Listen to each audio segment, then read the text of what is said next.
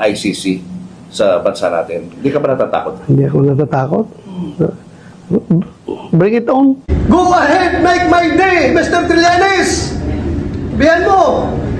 Sige ka lang, ngak dyan ng ICC.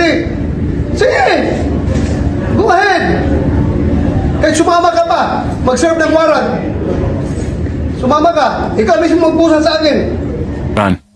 Mo, laki-laki ng katawan mo, pero pag tumakbo ka, na para bang wala ng bukas, na para bang hindi ka na makakauwi sa bahay mo. Pwede mo naman matalino ka, may pera ka naman, I'm sure. Kaya mong magbayad ng mga ilang abo. Hello mga kababayan, panoorin natin kung paano kaduwag si Bato de la Rosa. Matatandaan natin mga kababayan, noong galit na galit si Bato de la Rosa kay Trillanes, sinabi niya na, go ahead, Mr. Trillanes, make my day. Gusto mo sumama ka pa sa pag-aresto sa akin. Pusasan mo ako. O ngayon, ito, panoorin ninyo kung gaano katalawan, kaduwag, kabobo, at nakakahiya si Bato de la Rosa. Panoorin ninyo mga kababayan ha. Nakakahiya to sa Senado, especially isa siyang dating pulis siya mga kababayan ko. Nasaan ang tapang mo, Bato de la Rosa? Hinahabol mo pa si Trillanes? Ha? Eh ngayon, nandyan ang Senado, naduwag ka. Make my day, Mr. Trillanes! Bihan mo! Sige ka lang, ngak dyan ng ICC. Sige! Go ahead! Kahit sumama ka pa, mag-serve ng warrant. Mga kababayan, nakita niyo yun? Ha? Kung gaano kaduwag si Bato de la Rosa, puro lang salita. Sabi ko na nga ba mga kababayan puro salita lang yan. Bato de la Rosa na yan, nakakahiya yan. Puro lang yan salita. Tumatakbo pala. Dapat, kung matapang ka, kung totoong matapang ka talaga, harapin mo yung warrant ng ICC laban sa'yo. Di ba? 6 months ka nga nagtatago, tapos ngayon, isinerve na sa'yo ni Trillanes yung warrant na galing sa ICC, nagtatago ka na. No? Ngayon, nagpapatulong ka sa ibang mga DDS na senator na tulad mo rin. Ha? O ngayon, ito papanoorin natin mga kababayan yung unang interview niya, sa mga media mga kababayan ko, panoorin ninyo to. Siyempre, hindi ka na Ito.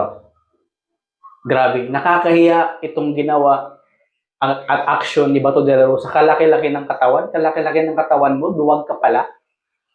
Senator, hindi ka nangangampa dun sa pagpasok ng ICC sa bansa natin. Hindi ka ba natatakot? Hindi ako natatakot. Bring it on. Go ahead, make my day, Mr. Trillanes! Bihan mo! Sige ka lang, ngak dyan ng ICC. Sige! Go ahead! Kahit sumama ka pa, mag-serve ng warrant. Sumama ka, ikaw mismo magpusa sa akin. Dinig nyo ikaw mismo magpusas sa akin, sabi niya, magpusas. Panoorin niyo kung ano yung susunod, yung kahapon na nangyari. Panoorin niyo ulit. Nakakatawa at nakakahiya. Kung ako siguro DDS ako, na mahihiya ako. Mahihiya akong suportahan pa si Bato. Dahil Bato, bilang DDS, kung DDS ako, kunyari, pinaasa mo kami mga DDS na matapang ka, na kaya mong harapin ang kaso ng ICC laban sa'yo. Nasaan na yung mga sinaunang interview mo? Hindi mo ba yun na babalikan? Hindi mo ba naaalala yun? Na ang lakas pa ng loob mo magsabi na kay Trillanes na sumama pa at pumunta at siya mismo magpusa sa'yo. Bakit ngayon? Mga DDS dyan, mga kababayan, magising na kayo. Dahil pinagduloko lang kayo ni Bato na kunyari siya ay isang matapang na tao, na senador, na walang kinakatakutan. Bakit nag-iisa lang si Trillanes pero takot ka? Dapat hinarap mo. O di ba? Sinabi mo pa nga sa Senado kahapon na bakit nandoon si Trillanes sa kabilang kwarto at NBI paalisin na dito sa Senado building. Bakit? Takot ka. Ito yung sunod mga kababayan.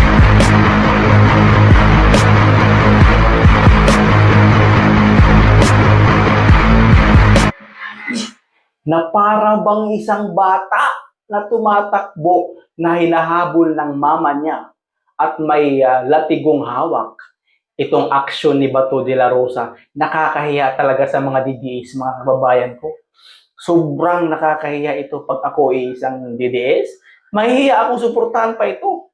Tapos ngayon, tinatawag pa ng ng mga DDS na mga nag-rally na si Bato daw ay isang bayani. Saan banda naging bayani si Bato?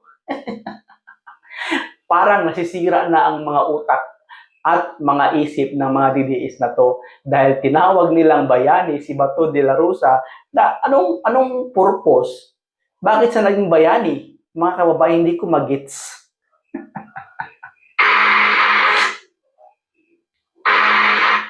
Ito pa mga kababayan, oh. Ito pa. Nakakahiya, galit, iyak ng iyak si Bato de la Rosa, ano? Grabe. Biruin nyo yan, mga kababayan. No? Senador ka, pero ang sarili mo mismo, hindi mo kayang mailigtas. Nasaan na yung tapang mo sa national TV noon na nagsigawan ka pa, sinigaw mo pa, hinahamon mo pa si Trillanes. Ngayon, nagpunta na si Trillanes dyan, hindi ka na mahagilap. Nagtatago ka na sa saya, sa mga kasamahan mong DDS na senador dyan. Hindi mo ba naisip yun? Bilang Pilipino, nakakapanood sa action mo, nakakahiya. Akala naman talaga namin na matapang ka, na pinagsigawan mo pa na hindi ka na natatakot. At willing ka, at ikaw mismo nagsabi sa bibig mo mismo nang galing ito, sinabi mo na handa kang samahan si Duterte sa dahig. Sinabi mo mismo yan sa isang interview at hindi ka natatakot, sabi mo. Haharapin mo dahil mahal mo si Duterte at kaya mo siyang pagsilbihan buong buhay mo kahit saan mang dumating yan. Sinabi mo yan. Bakit ngayon? Na para kang daga na nagtatago ngayon sa Senate. No? Nakakahiya ka. Biruin mo, nauto mo yung mga DDS na supporters mo sa Senate. No? Sila nakipaglaban sa'yo pero ikaw, duwag na duwag kang harapin ang kaso mo sa ICC. Bakit? Di ba? Bakit ka naduduwag? Alam ko pag mga Bisaya, matatapang at matatalino, bakit ikaw Bisaya at senador ka pa? Eh parang wala kang dignidad sa sarili mo. Nasaan yung sinabi mo doon? Nasaan yung tapang mo? Na pinagmayabang mo pa? Na hinahamon mo pa si Trillanes? Ngayon si Trillanes nandiyan sa katabi mo lang? Sa Senado, hindi mo maharap-harap kasi natakot ka sa NBI, takot ka sa warrant ng ICC, nakakahiya ka, Bato de la Rosa. Parang kang isang puganti.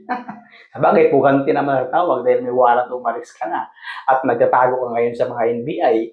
Di ba? Nakakahiya. Hindi ka ba nahiya sa kilos mo? Bato de la Rosa, hindi ka ba natatawa sa kilos mo? Laki-laki ng katawan mo, pero pag tumakbo ka, na para bang wala ng bukas, na para bang hindi ka na makakauwi sa bahay mo. Pwede mo naman matalino ka, may pira ka naman, I'm sure. Kaya mong magbayad ng mga ilang abogado. Kasi kung totoong wala kang kasalanan, wala kang kasalanan sa patayan ng EJK sa panahon ninyo ni Duterte, eh humarap ka. Napakasimple lang yan, humarap ka, harapin mo yung kaso mo sa ICC.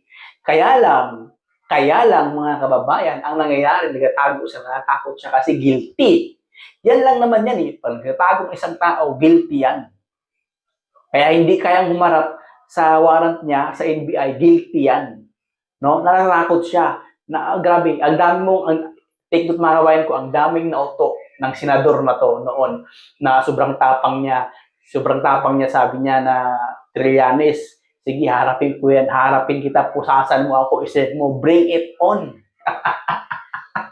Nasaan ang bring it on mo ba to? Ha? Nakakaya ka, nandiyan na si Trillanes, so, partida, si dating Senator Trillanes walang katungkulan sa gobyerno. Bakit takot ka na ikaw mismo ay isang senador? partida, ha? Walang posisyon si Trillanes sa gobyerno, pero matapang, ikaw na may posisyon sa gobyerno at isa ka pang senador at dating pulis, ay ikaw ay nawala ang bayag mo. Wala kang bayag na harapin yung mga kasalanan mo. Wala kang bayag na harapin yung kaso mo sa ICC. Yan lang. Malaki ang katawan mo pero baliktad. Isa kang duwag na salot sa gobyerno. Isa kang duwag. Tandaan yan ha. Si Bato ay isang duwag na walang isang salita. Walang bayag. Tandaan niyan mga kababayan ko.